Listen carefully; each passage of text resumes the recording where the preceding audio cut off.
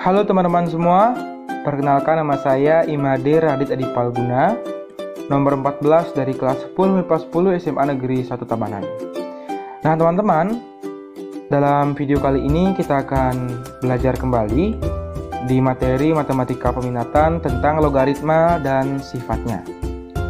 Nah sebelum itu, teman-teman wajib mengetahui apa yang dimaksud dengan logaritma. Nah ternyata, logaritma merupakan suatu operasi inverse atau kebalikan dari perpangkatan. Jika diketahui suatu perpangkatan A pangkat C sama dengan B, maka dalam logaritma, bentuk tersebut dapat dituliskan dengan A log B sama dengan C.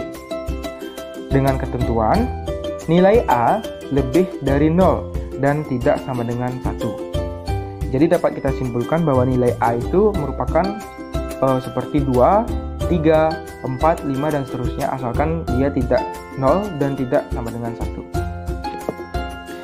Nah, teman-teman, di sini ada bentuk umum dari logaritma itu sendiri. Di mana pada umumnya logaritma memiliki bentuk yaitu A log B sama dengan C.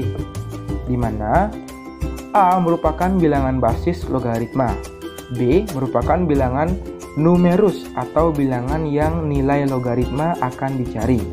Sedangkan C merupakan besar perpangkatannya. Nah teman-teman, jika semisal ada contoh 2 log 8 sama dengan C, itu artinya nilai C adalah 3 karena hasil perpangkatan dari 8 adalah 2 pangkat 3. Nah teman-teman, dalam penulisan logaritma kadangkala ada penulisan yang basisnya tidak ditulis,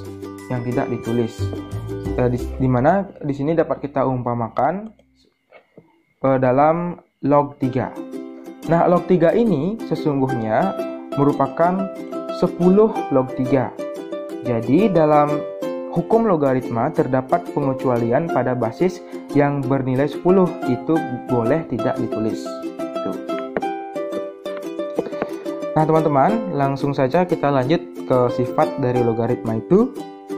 Nah di sini ada sifat yang pertama. Dalam sifat yang pertama memiliki bentuk A log A pangkat B.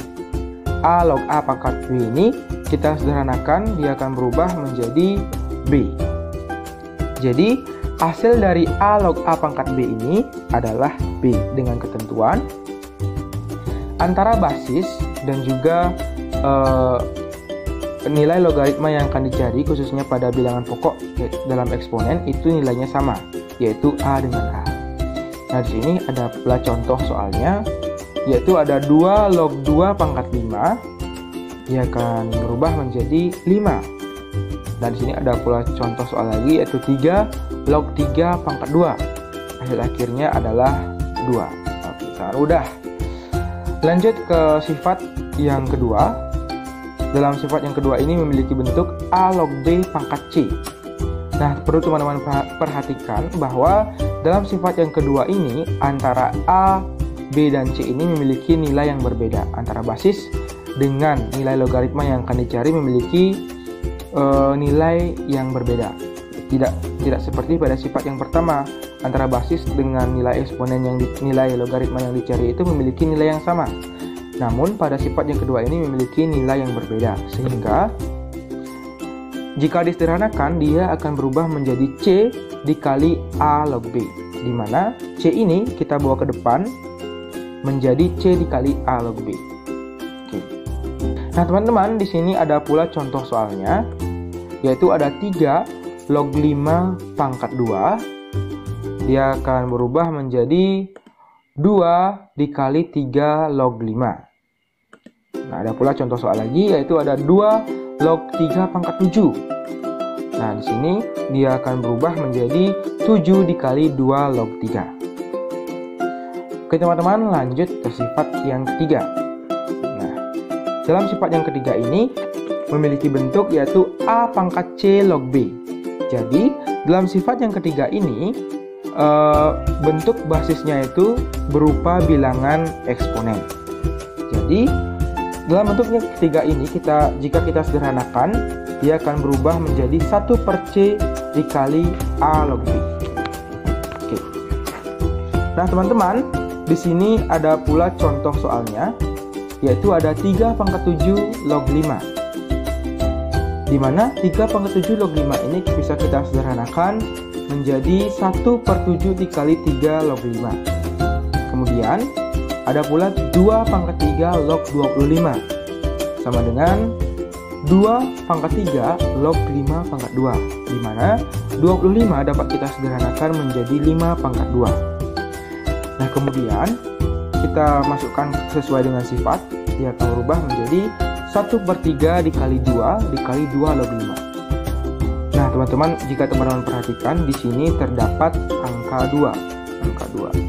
Nah angka 2 ini dapat kita peroleh dari 5 pangkat 2 yang angka 2-nya kita bawa ke depan menjadi 1/3 dikali 2 dikali 2 log 5. Oke. Lanjut teman-teman ke sifat yang keempat. Nah, dalam sifat yang keempat ini memiliki bentuk yaitu 2 log B dikali C. Dalam bentuk 2 log B dikali C, jika kita sederhanakan, dia akan berubah menjadi A log B ditambah A log C. Nah, lanjut ke contoh soalnya. Di sini ada contoh soal yaitu 3 log 12. Dimana jika kita sederhanakan 3 log 12 ini merupakan hasil dari 3 log 3 dikali 4. Kita sederhanakan menjadi 3 log 3 ditambah 3 log 4. Nah, di sini jika teman-teman perhatikan, 3 log 3 ini kita sederhanakan menjadi 1, dan 3 log 4 kita sederhanakan menjadi 3 log 2 pangkat 2. Menjadi 1 ditambah 3 log 2 pangkat 2. Nah, teman-teman, jika teman-teman bingung mengapa 3 log 3 hasilnya adalah 1, karena sesuai dengan sifat yang pertama tadi, 3 log 3 itu merupakan 3 log 3 pangkat 1. Ya, 3 log 3 pangkat 1.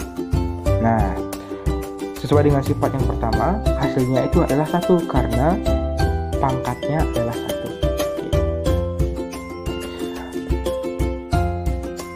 Nah, dari 1 ditambah 3 log 2 pangkat 2, kita sederhanakan lagi menjadi 1 ditambah 2 dikali 3 log 2, di mana 2 dalam bilangan berpangkat yaitu 2 pangkat 2 ini, bilangan eksponennya kita bawa ke depan.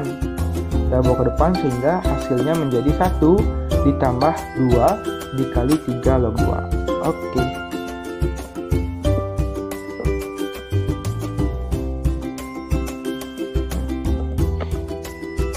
Nah teman-teman, lanjut ke sifat yang kelima, di mana dalam sifat yang kelima ini memiliki bentuk yaitu A log B per C. A log B per C ini jika kita sederhanakan, dia akan berubah menjadi A log B dikurangi A log C. Jika dalam sifat yang keempat merupakan pembagian dan hasilnya adalah penjumlahan, maka pada sifat yang kelima ini pembagian itu hasilnya dikurangkan. Dari A log B per C, dia akan berubah menjadi A log B dikurangi A log C. Berbeda halnya dengan perkalian. Jika ada A log B dikali C, dia akan berubah menjadi A log B ditambah A log C. Gitu ya. Nah teman-teman, di sini ada pula contoh soalnya, yaitu ada 3 log 3 per 5. Dari 3 log 3 per 5 ini kita sederhanakan sesuai sifat. Dia akan berubah menjadi 3 log 3 dikurangi 3 log 5. Nah 3 log 3 ini kita bisa rubah menjadi 1, dan hasil akhirnya adalah 1 dikurangi 3 log 5. Lanjut teman-teman ke sifat yang keenam, memiliki bentuk yaitu A log B dikali B log C. Dari bentuk ini, jika kita sederhanakan, dia akan berubah menjadi A log C. Nah teman-teman, di sini ada pula contoh soalnya, yaitu 2 log 3 dikali 3 log 8. Dia akan berubah menjadi 2 log 8. Nah teman-teman, ternyata 2 log 8 ini bisa kita sederhanakan lagi, di mana 8 kita rubah menjadi 2 pangkat 3, menjadi 2 log 2 pangkat 3. Kemudian 2 log 2 pangkat IK ini merupakan bentuk logaritma yang sangat sesuai dengan sifat yang pertama. Karena antara basis dengan nilai logaritma yang dicari pada bilangan eksponen itu nilainya sama, kita sederhanakan lagi dan hasilnya adalah 3. Oke. Baik teman-teman, lanjut ke sifat yang ketujuh. Dalam sifat yang ketujuh ini memiliki bentuk A log B per A log C. Jika teman-teman perhatikan, kedua bilangan ini, antara bilangan pembilang dan juga pembagi, itu nilai basisnya itu sama, yaitu A dengan A. Sehingga jika disederhanakan, dia akan berubah menjadi C log B. Nah teman-teman, lanjut ke contoh soalnya, yaitu ada 3 log 8 per 3 log 2. Oke, di sini kita langsung substitusikan menjadi 2 log 8 karena nilai basisnya itu sudah sama, yaitu 3 dengan 3, menjadi 2 log 8. Dan 2 log 8 ini bisa kita sederhanakan lagi menjadi 2 log 2 pangkat 3 dan hasil akhirnya adalah 3. Lanjut teman-teman ke sifat yang ke-8. Di sini memiliki bentuk yaitu A pangkat A log B. Jadi logaritma ini berposisi sebagai eksponen dalam bilangan. Dimana jika teman-teman menemukan bentuk seperti ini, teman-teman dapat merubahnya menjadi B dengan catatan antara bilangan pokok dengan nilai basis pada bilangan eksponennya, yaitu bilangan logaritmanya itu memiliki nilai yang sama, yaitu A dengan A. Di sini ada pula contoh soalnya, yaitu ada 3 pangkat 3 log 7. Dia akan berubah menjadi 7. Oke. Selanjutnya ada sifat yang ke-9. Dalam sifat yang ke-9 ini memiliki bentuk A log B. Dapat kita tuliskan juga dengan 1 per B log A, dimana kita dapat membaliknya dari A log B menjadi 1 per B log A. Nah, sini untuk memahaminya kita sudah menyediakan contoh soal. Di sini ada contoh soal yaitu 1 per 3 log 5 bisa kita rubah menjadi bentuk logaritma pada umumnya, yaitu 5 log 3. Oke. Nah teman-teman, mungkin cukup sekian materi sifat-sifat dari logaritma. Untuk latihan soal kita akan bahas pada video selanjutnya. Oke teman-teman, semoga video ini bermanfaat ya. Di akhir kata saya ucapkan terima kasih.